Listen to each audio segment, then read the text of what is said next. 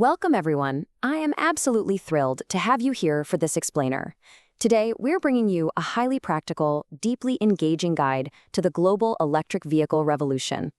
We're going to break down some truly fascinating data to show you exactly why the electric vehicle you might buy in the next decade, and, crucially, what it's going to cost you, depends almost entirely on where you live. We've got a ton of incredible insights lined up for you, so let's get right to it. It's a question we hear constantly, right?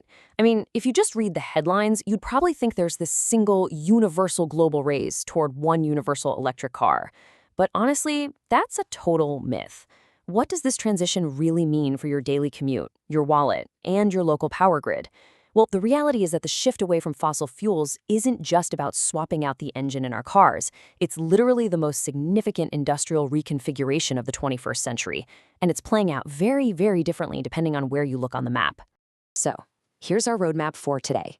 First, we'll unpack the fundamental divide in the EV transition. Then we'll explore Europe's high-tech approach, followed closely by India's really fascinating focus on scale and micromobility. After that, we'll tackle the massive shared supply chain challenge both of these regions are facing, peek into the post-lithium future, and finally wrap things up with a strategic outlook for 2036. Okay, let's dive right into this. Section 1. The EV transition divide, focusing on divergent policy frameworks. To make sense of the cars actually hitting the road, we first have to understand the rule books being written by governments. Because, at the end of the day, these distinct policy frameworks are exactly what dictate the billions being invested by massive automakers. Think of it like two completely different rule books. On one side, we have the European Union's top-down Green Deal. Their approach is highly regulatory, mandated by a hard stop, a total ban on new internal combustion engine sales by 2035. They're using carbon pricing and aligning energy taxation directly with climate goals. Now, flip over to India, and the strategy is fundamentally different. Driven by the Make in India initiative and the PM eDrive program, India is handing out massive fiscal discounts through production-linked incentives. They aren't just trying to clean up their transport sector. They genuinely want to build a self-sustaining, autonomous global manufacturing hub from the ground up. Let's look a little closer at the first side of this divide. Section 2, Europe's high-tech approach, or what we're calling the European mosaic. In Europe, the focus is squarely on high-margin, software-defined vehicles. They're basically building an ecosystem for premium consumers who demand long range, supported by a massive rollout of ultra-fast charging infrastructure. But here's the thing, the adoption is anything but uniform. We kind of tend to view Europe as this one giant monolithic market, right? But the data reveals a deeply fragmented mosaic. Just look at Norway at the top, a staggering 95% battery electric vehicle penetration. That's mostly driven by totally removing taxes on EVs, with the Tesla Model Y absolutely dominating. Then you have the economic engines of Europe, Germany, France, and the UK, sitting somewhere between 35 and 41%, utilizing structural subsidies and building local gigafactories. But move down to Italy, and you see a much slower recovery phase at just 19% penetration, heavily focused on corporate fleets and micro-EVs like the Leapmotor T03. And in Eastern markets like Romania, it's all about entry-level price parity, championed by affordable cars like the Dacia Spring. To maintain this high-tech market, European policymakers are leaning into a strategy termed selective protectionism. Rather than using traditional simple tariffs, they're actually using environmental standards as a shield. France is a textbook example of this. They've linked vehicle purchase incentives directly to the carbon footprint of the manufacturing process itself, so it acts as this highly sophisticated non-tariff barrier against cars produced in countries that rely heavily on coal-powered manufacturing. It's a really clever way to protect local European industry while simultaneously pushing a green agenda. Let's move on and see how this builds into an entirely different ecosystem. Section 3, India's scale and micromobility, the new production hub. Here, the electric revolution is practically leapfrogging the traditional private car ownership model altogether. 14. This number is absolutely staggering. That is the multiple by which India's domestic electric vehicle production has increased since 2020. A 14 times increase in just a few short years. No way is this an accident. It's the direct intended result of India's aggressive production-linked incentive, or PLI program, which basically rewards local manufacturing with giant financial offsets. Now, when we look at the Indian market itself, the passenger EV share is actually relatively small, sitting around 3.5%.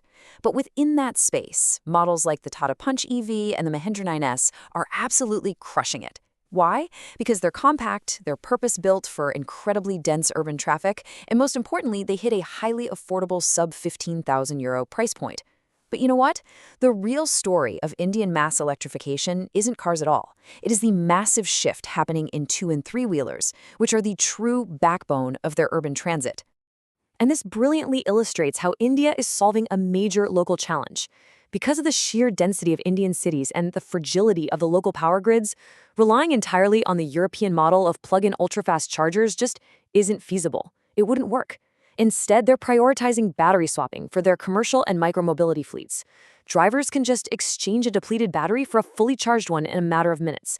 It completely bypasses those long charging wait times and, crucially, prevents massive simultaneous stress on the electrical grid. Which brings us to Section 4, breaking the battery monopoly, which is really a shared existential risk. Despite their totally opposing strategies, Europe and India share a massive geopolitical vulnerability.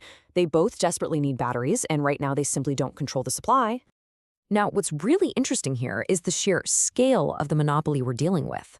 China currently controls a jaw-dropping 80% of the global battery supply chain and accounts for 60% of all global EV sales.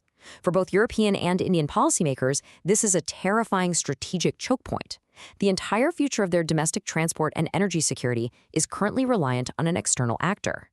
So how on earth do you fight back against that? Through aggressive supply chain insulation. The EU is pushing hard for a circular economy, mandating local lithium extraction and incredibly strict battery recycling so that these critical materials stay within their borders.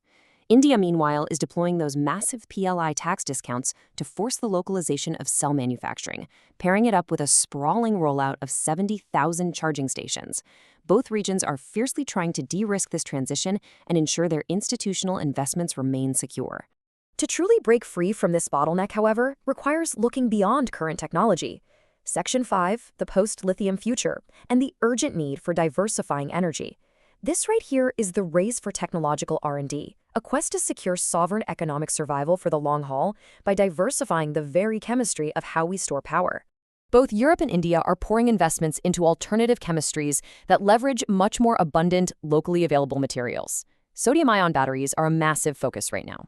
They use incredibly abundant sodium, literally like salt, keeping costs extremely low, which is absolutely perfect for India's micromobility and Europe's entry-level cars.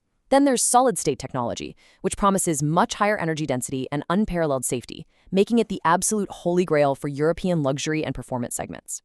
Finally, lithium-sulfur is emerging as the go-to for heavy transport, offering a fantastic energy-to-weight ratio. By shifting to these, nations can completely bypass the geopolitical instability tied directly to lithium and cobalt. But true resilience requires redundancy. You can't just rely on batteries alone. Europe is deliberately keeping the door open for e-fuels, these synthetic zero-emission fuels that allow them to preserve their rich heritage of internal combustion engine engineering, specifically for luxury and high-mileage segments. India, on the flip side, is leveraging its massive solar energy abundance to produce green hydrogen. This is their strategic play to decarbonize hard-to-abate sectors like heavy trucking and industrial logistics, where lugging around huge heavy batteries just isn't practical. All right, we've seen the policies, the markets, and the tech. Now, let's cast our eyes down the road.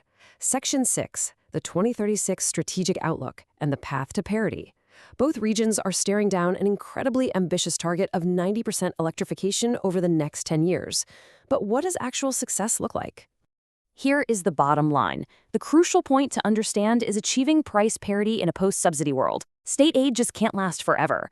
The real victory condition here is making electric vehicles natively cheaper than fossil fuel cars without the government footing the bill. This is actually already beginning to happen in specific luxury and fleet segments in the EU.